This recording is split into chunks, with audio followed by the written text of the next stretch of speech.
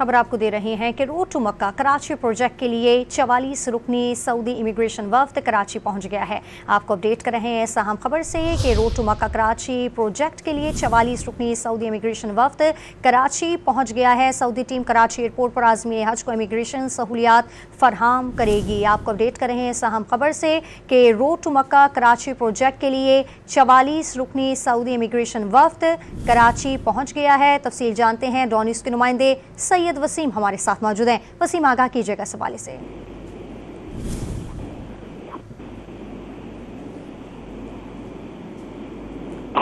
वसीम से हम दोबारा रब्ता करने की कोशिश करेंगे, अपने नाज़रीन को अपडेट करें हैं कि road to Mecca Karachi project के लिए 44 रुकनी सऊदी इमिग्रेशन वफ्द जो है वो इस वक्त कराची पहुंच चुका है, जिसके मनाज़िर आप देख रहे हैं। इस पर बात करते हैं डॉन न्यूज़ के नुमाइंदे सैयद वसीम। वसीम, आगाह कीजिएगा।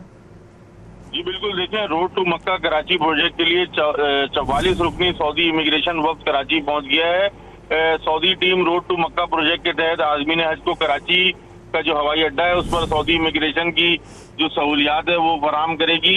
सऊदी इमिग्रेशन टीम को कराची में सऊदीया के लिए कायम मुकाम कौंसल जनरल डायरेक्टर हज और डिप्टी एयरपोर्ट मैनेजर ने खुशामदीद कहा। इस मौके पर ASF, कस्टम, ANF, BHS और FIA के नुमाइंदे भी मौजूद थे।